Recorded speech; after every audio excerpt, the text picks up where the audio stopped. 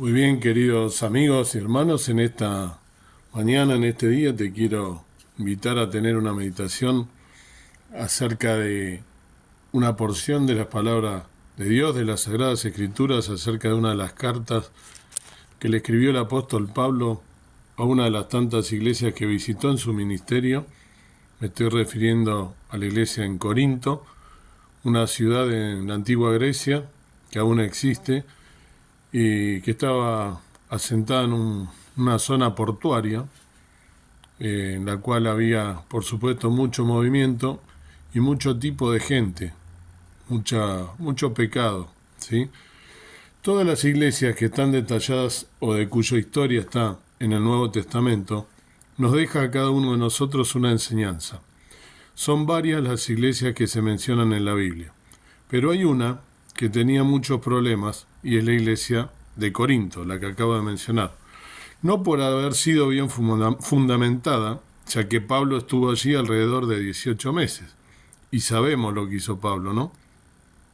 Además contaba con la ayuda de un matrimonio, Priscila y Aquila, y cuando Pablo se fue, queda un pastor como era Apolos, que la Biblia dice era un ferviente servidor. Es decir, que el problema de esta iglesia no fue carencia de liderazgo o de enseñanza. Tuvo buenos maestros. Los hermanos de Corinto habían venido de la idolatría, del paganismo. La inmensa mayoría de esta iglesia no eran judíos, por lo cual habían sido idólatras. Había inclusive quienes habían ejercido la prostitución. De allí que Pablo le dijo a las mujeres que ejercieron esa profesión y se convirtieron al Evangelio, que se cubran el cabello con un velo, ya que ellas se rapaban, en señal justamente de que eran prostitutas. Pero además de este tema, había otros problemas. La Santa Cena se celebraba como un banquete y gente pudiente llevaba mucha comida y bebida y otros hermanos prácticamente no llevaban comida. Algunos hermanos llegaban a embriagarse. Seguramente Pablo les escribió más de 2 cartas a los corintios, ya que hace referencia el apóstol a ello. Pero en la Biblia solo tenemos 2 cartas, primera y segunda Corintios. Entonces ahora voy a leer la base de esta meditación, que voy a dar lectura a la primera carta a los Corintios, el capítulo 3, del 1 al 10. Primera Corintios 3, del 1 al 10. Dice así la palabra del Señor. Perdón. De manera que yo, hermanos, no pude hablaros como a espirituales, sino como a carnales, como a niños en Cristo. Os di a beber leche y no vianda, porque aún no podíais ni aún podéis ahora, porque todavía sois carnales, pues habiendo entre vosotros celos y contiendas y disensiones, ¿no sois carnales y andáis como hombres? Porque diciendo el uno, yo cierto soy de Pablo, y el otro, yo de Apolos, ¿no sois carnales? ¿Qué pues es Pablo y qué es Apolo? Ministros por los cuales habéis creído, y eso según que a cada uno ha concedido el Señor.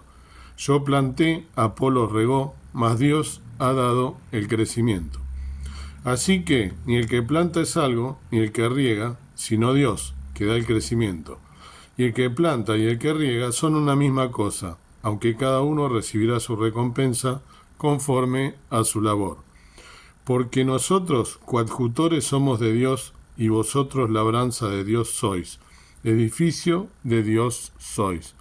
Conforme a la gracia de Dios que me ha sido dada, yo como perito arquitecto puse el fundamento y otro edifica encima, empero cada uno vea cómo sobreedifica. Hasta aquí en principio la palabra del Señor. Perdón. Y mientras voy poniendo el tema, les pido por favor cada uno de su lugar, si ustedes, hermanos, pueden hacer una mirada hacia su interior y analizar individualmente si tienen las características de estos hermanos. Espero que no. Pablo, obviamente, cuando les escribe a esta iglesia, no está allí.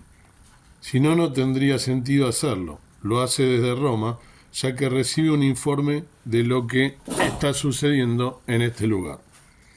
Pablo les habla a los que conforman esta iglesia y hay que destacar que evidentemente son creyentes, ya que la palabra hermanos Pablo solo la utiliza para creyentes.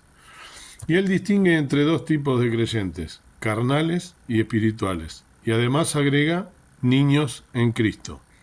El Nuevo Testamento ustedes saben que se escribió en griego. La palabra carnales en griego es sarkikos, y la traducción literal de esta palabra sería mundanos. Es decir, que eran creyentes dominados por el mundo. Y a esta altura, la pregunta que debemos hacernos entonces es, ¿puede haber en las iglesias del siglo XXI cristianos carnales, cristianos mundanos, niños en Cristo? ¿O era algo que solo ocurría en las iglesias de ese tiempo y que hoy, después de tanto andar y recibir la palabra, no nos afecta a nosotros? No sé qué opinan ustedes, pero hubo en el pasado cristianos mundanos o carnales, los hay en la actualidad y los seguirá habiendo siempre. Personas que se congregan, que leen la Biblia, que hasta a lo mejor se han bautizado, personas que participan en la Cena del Señor, que llevan años congregándose en las iglesias, pero que son mundanos, que no han terminado de romper con el sistema de valores del mundo. Personas que en la iglesia son de una manera, pero que cuando nadie los ve, son de otra completamente diferente. Incluso a veces dentro de la misma congregación se comportan como si estuvieran con inconversos o mundanos. Y Pablo, a este tipo de creyentes, no les cuestiona su conversión, sino su madurez espiritual, su estabilidad espiritual, su firmeza en el Señor. Dice que a ese tipo de personas no se les puede tratar de manera más profunda. En esta misma epístola, pero más adelante, en el capítulo 13, 11, el apóstol dice, cuando yo era niño, hablaba como niño, ¿sí? Lo vamos a leer, capítulo 13, 11, dice así, cuando yo era niño, hablaba como niño, pensaba como niño, juzgaba como niño, mas cuando ya fui hombre hecho, dejé lo que era de niño. ¿En qué se basaba Pablo para decirle niños espirituales, carnales? ¿Hay entre vosotros celos, contiendas y disensiones? Dice uno de los versículos que leí, ¿sí? Entonces, él decía que dentro de la iglesia hay entre vosotros personas celosas que crean contiendas, ¿sí? Arman grupitos en favor de unos y en contra de otros, disensiones. Todos tienen en su casa un espejo, ¿verdad? ¿Y qué vemos al pasar nosotros delante del espejo? Si yo, por ejemplo, me pongo delante del espejo, digo, veo un gordo, feo, viejo, canoso, ¿sí? Entonces, si yo me veo viejo, gordo, feo, canoso, no es culpa del espejo, ¿sí? El espejo va a reflejar, proyecta lo que le ponemos nosotros adelante, ¿sí? Entonces, en el mundo espiritual hay un espejo que refleja no lo que a mí me gustaría, sino la realidad presente. En el mundo actual, y es que mi nivel de madurez se refleja en la forma en que me relaciono con mis hermanos en Cristo.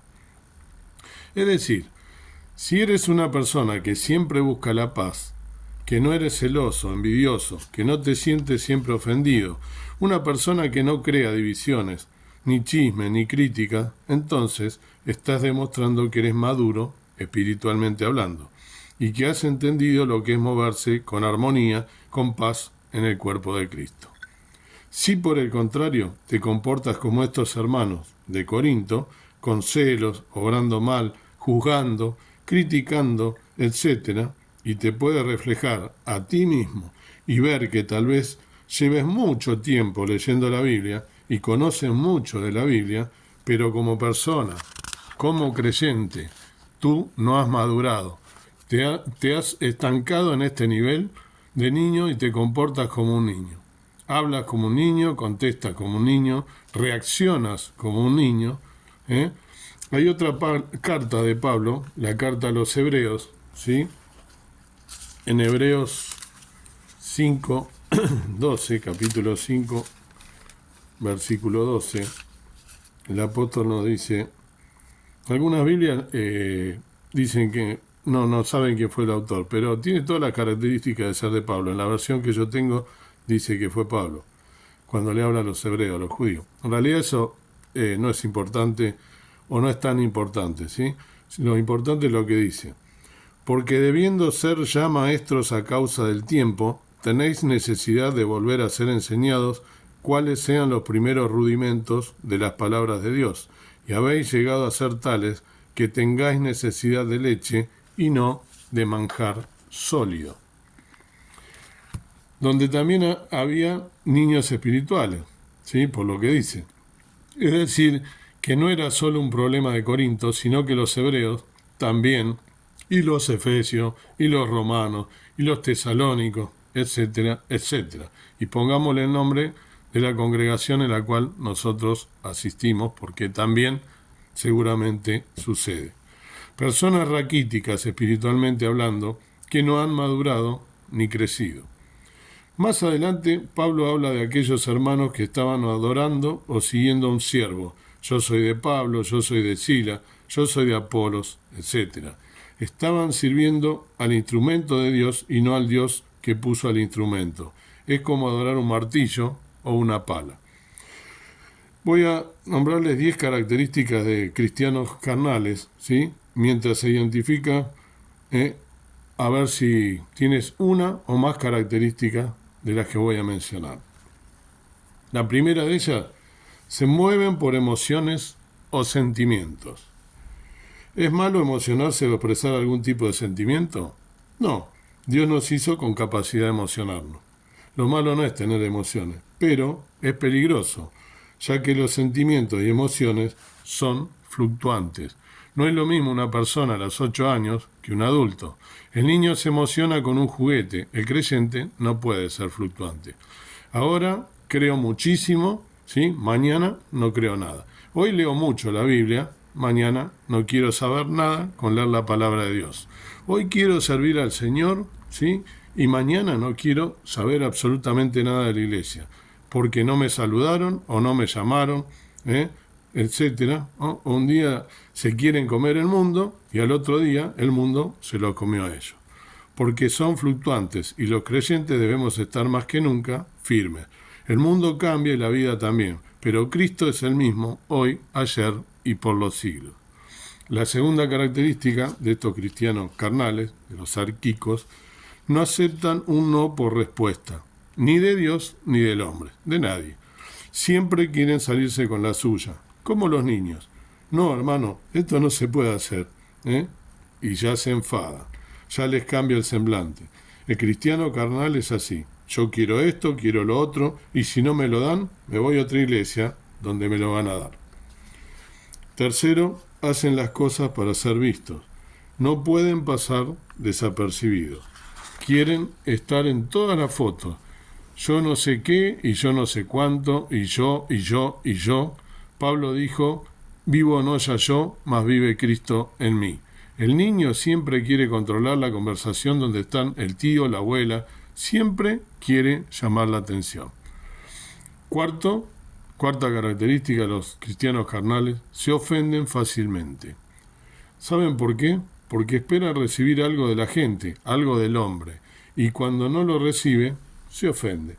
Hermano, si usted no se quiere sentir ofendido, defraudado por alguien, no espere nada de nadie, solo de Dios, aquello que Él tenga preparado para usted.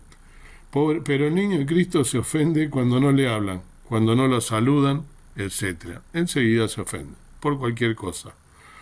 Quinta característica, son celosos y tienen miedo de perder su posición. ¿Usted es celoso? Si el Señor utiliza a este hermano más que a mí, yo me voy a gozar por ello. Y si el Señor bendice y prospera más a un hermano que a mí, yo me gozo con mi hermano. Así debe ser. Son celosos porque tienen miedo de perder su posición. Como si en la iglesia hubiera posiciones. ¿Y si viene alguien que canta mejor que yo? ¿Y si viene alguien que toca mejor que yo? ¿O habla mejor que yo? ¿O lleva menos tiempo que yo en la iglesia y me quita el puesto? El único que tiene su puesto garantizado es Dios. La iglesia no es una empresa o una fábrica. Tengámoslo bien presente. Sexta característica, se creen imprescindibles. En la iglesia no hay nadie imprescindible. El creyente carnal piensa que lo es. Se murió Pablo con lo que era Pablo y la iglesia siguió adelante. Se murió Juan y la iglesia siguió. Juan, Santiago, Timoteo, murieron todos los apóstoles y la iglesia siguió. Hubo mártires, perseguidores, ¿sí? Perseguidos, pero la iglesia siguió adelante. Porque la promesa es que las puertas del infierno no prevalecerán contra ella. Si no estoy yo, estará otro, y si no, otro. El Señor cuida a su iglesia, y si no es presencialmente, es por internet. Y si no es por internet, no se preocupen, que el Señor es fiel y nunca nos va a abandonar. El único imprescindible en la iglesia, querido hermano, es el dueño, la cabeza de la iglesia, Cristo. Ni tú ni yo somos imprescindibles. ¿Cuánta gente ha pasado por las iglesias, por las congregaciones? Y la iglesia sigue adelante, porque la iglesia no es del hombre. La iglesia, quien la cuida y la sustenta, es su dueño, es Dios el Señor. Séptima característica de los cristianos carnales, siempre están a la defensiva. Cualquier mensaje que uno predique, se sienten aludidos. Esto seguro lo está diciendo por mí.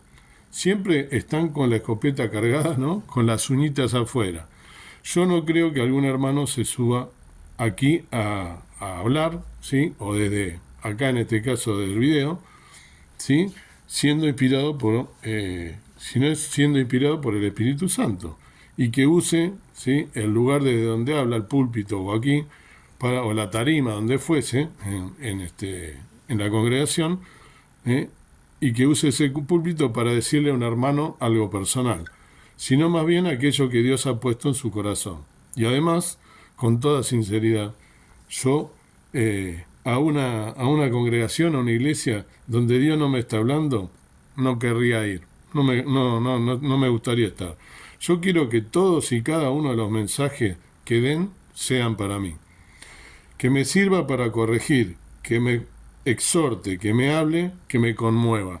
La palabra de Dios es para todos. Y si el Señor te habla, gracias a Dios que te está hablando, ¿sí? Yo no vengo a una iglesia para que me digan qué bonito que soy y que me mimen.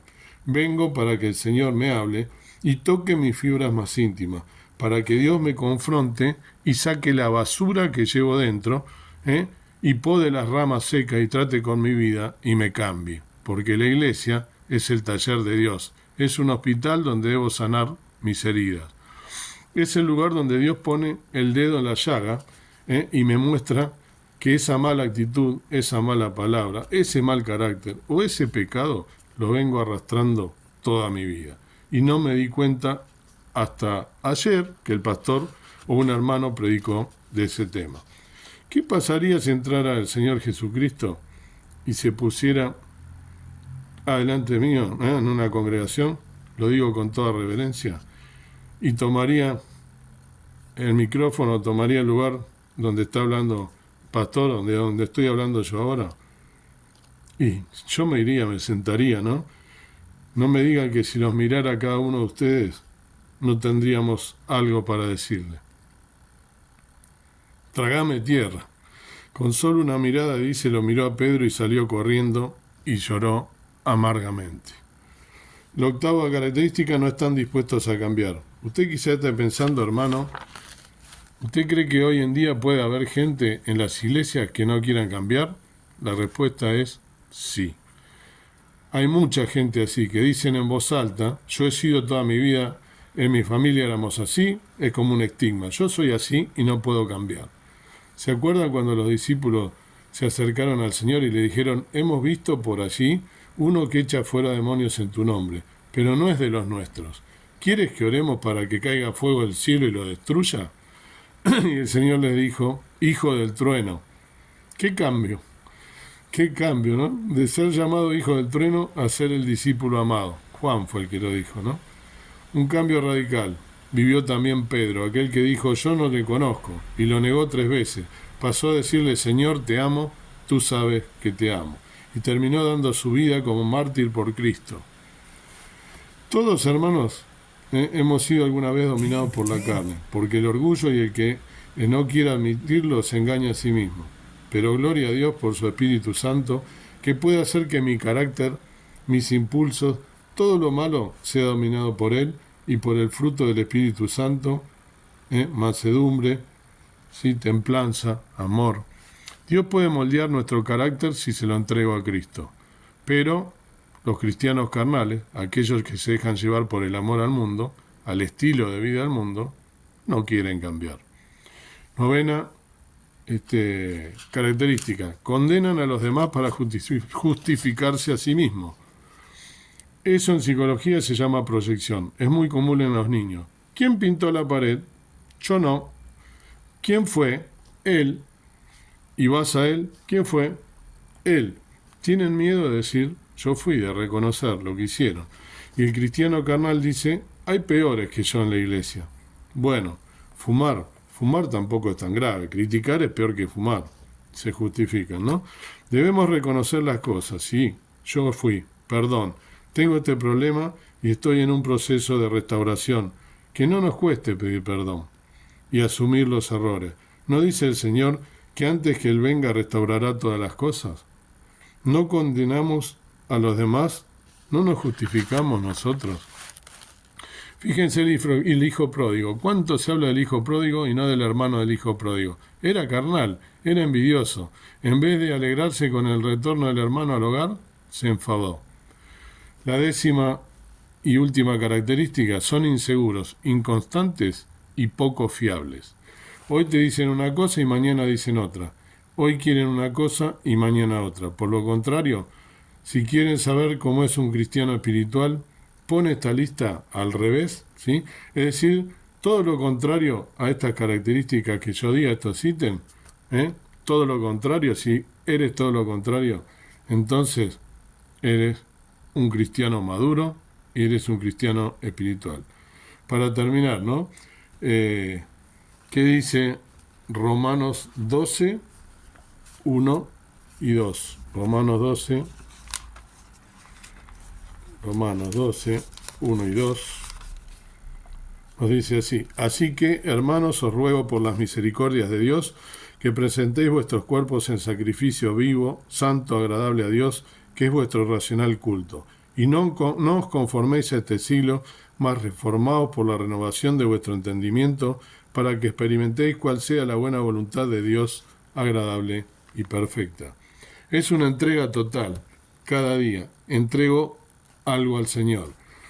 No me conformo, no me acomodo, que todo mi ser entero esté consagrado al Señor y a su obra, y que mi naturaleza humana no me domine. Venir o ir a la congregación, a la iglesia, a escuchar la palabra y a cantar himnos, todo eso está muy bien, pero no alcanza. Hay un trabajo personal e insustituible que cada uno debe hacer. El crecimiento es individual, no es colectivo. Y para crecer, tengo que poner mi mirada únicamente en el Señor.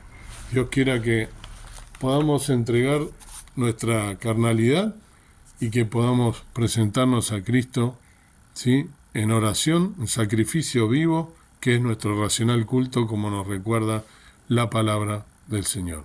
Padre y Dios nuestro que estás en el cielo, gracias por hacernos ver estas cosas, tantas miserias que tenemos, por presentarnos en este día a ti, en oración, reconociendo lo que somos, miserables, reconociendo que somos pecadores, reconociendo que somos carnales, que tantas veces pensamos mal de un hermano, nos ofendemos porque no nos saluda, porque no nos dice tal o cual cosa, porque canta mejor que yo, porque vaya a saber qué cosa. Que podamos entender que la cabeza de la iglesia es Cristo y que es el único que tiene una posición, un lugar, y que vino encima al mundo para morir por cada uno de nosotros, entregando su vida, siendo Dios mismo, se humanó, derramó hasta la última gota de sangre por cada uno de nosotros, y gracias a ese sacrificio podemos llamarte Padre.